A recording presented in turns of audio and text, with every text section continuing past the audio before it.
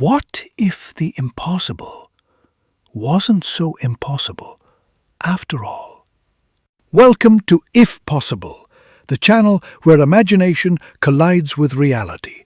Here we dive into the biggest what-if questions, from science that pushes the limits of our universe to mysteries of history and myths reimagined in ways you've never heard before.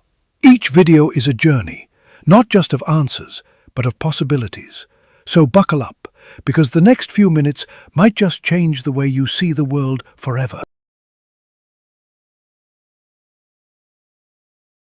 Have you ever stopped to wonder what our world would be like if every single human being looked exactly the same?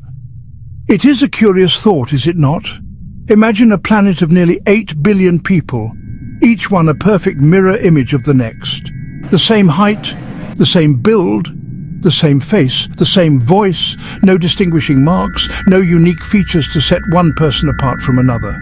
This is not the world we know, a world teeming with diversity in every conceivable form. Instead, it is a world of absolute uniformity, a biological monolith. What would life be like in such a place? Would it be a peaceful utopia, or profoundly unsettling and desolate? Our planet thrives on variety, from the smallest insect to the largest whale. Nature paints with an astonishing palette of shapes, sizes and colors. This diversity drives adaptation and evolution. Each variation is a solution to life's challenges. Humanity is no exception. Our differences tell a story of adaptation across the globe. But imagine if that masterpiece were erased, reset to a single standard model. The sun rises on our world of sameness and the day begins. An alarm sounds. A hand reaches out to silence it. They look into the mirror, and the face that stares back is unremarkable because it is the only face that exists. Parent, sibling, partner, newsreader, prime minister, all the same face. Getting ready brings new challenges, quiet, organized chaos at home. A parent calls, "Are you ready for school?" but must use a specific name. Families develop coping systems. Color-coded clothes, tags, secret phrases, and the small cues that confirm identity. A footstep, a particular phrase, blind faith in private signs. Streets, a moving sea of identical forms. Commuters stream to bus stops and trains. No double takes, no admiring glances, a sea of familiar strangers. How do you find a friend? Waving is useless as dozens might wave at once. Pre-arranged signals, shoulder taps, pins. Meeting becomes a logistical puzzle. Work and school transformed. A teacher can't simply call the student in the blue jumper. Names and rosters become essential. Names, name tags, lists, the mundane scaffolding of identity. Mistakes are common. Praise the wrong colleague. Daily life becomes continuous verification. Never entirely sure who you're talking to without confirmation. Imagine lovers, friends, colleagues who must build recognition from gestures alone. Identity is rewritten. Without looks, who are we? Let us walk those streets, peer into those homes and see what we might find. The potential for humorous and baffling situations is almost limitless.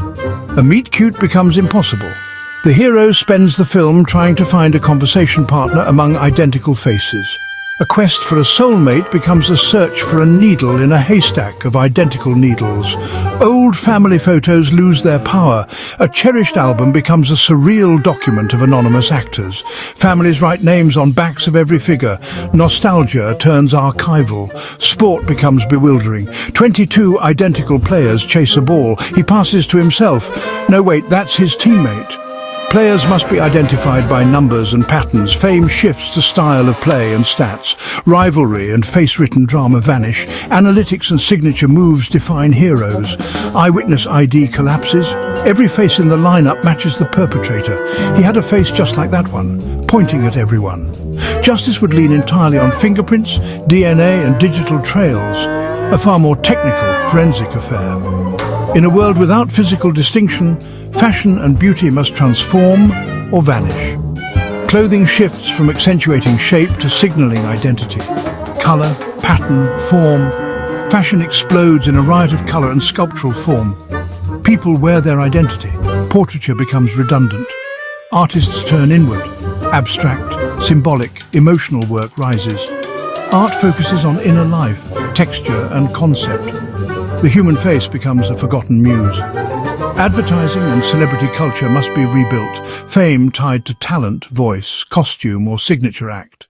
A musician famous for a voice, an actor for a distinctive emotional range. A cult of ability replaces a cult of appearance. Traditional dress and dance become primary signifiers of heritage. Culture survives by adapting. One of the most compelling questions, would sameness finally eradicate prejudice? Racism and colorism, visible tools of division, would on the surface vanish. How do you hold a prejudice against a single race when there is only one?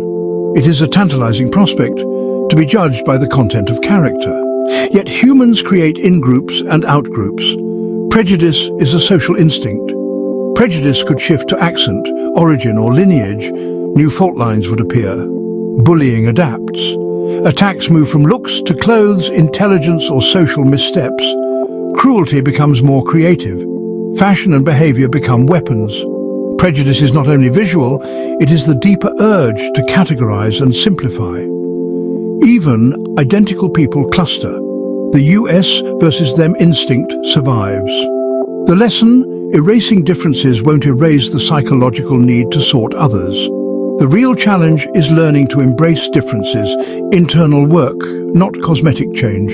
Erasing our looks removes some tools of prejudice, but not the instinct that wields them. A uniform world might only highlight how much of tolerance is internal psychological work. We must learn to respect difference, not manufacture sameness. In a world of carbon copies, the human drive to be different would not die. It would become more inventive. People would craft signature looks and rituals. Our name and a signature gain extraordinary power. Identity becomes performance. Curated signals broadcast who we are. Voice becomes a primary identifier. Pitch, tone, cadence. Voice coaching might become as common as skincare once was. Movement, gait, posture, gesture turns into a visual signature. Dancers and athletes are revered. Even handshakes and small rituals become identity markers. Identity becomes what you do, skills, knowledge, personality, reputation. A meritocratic system, the one who fixes engines, the one who tells the best stories, the one with the knowledge. Reputation becomes paramount. Your identity is a mosaic built from your actions. People will still be the pretty one, the tall one, the kind one, defined by deeds and small distinguishing signs.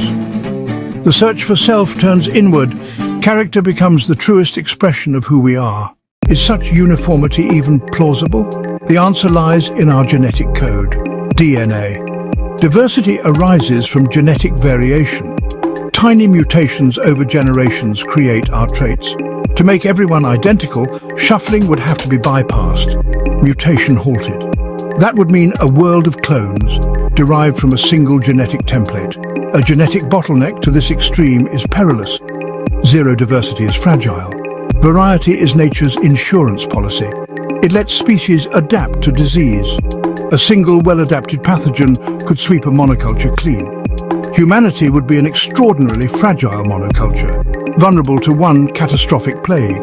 Reproduction would be clinical and fraught, relying on source DNA, raising deep ethical questions.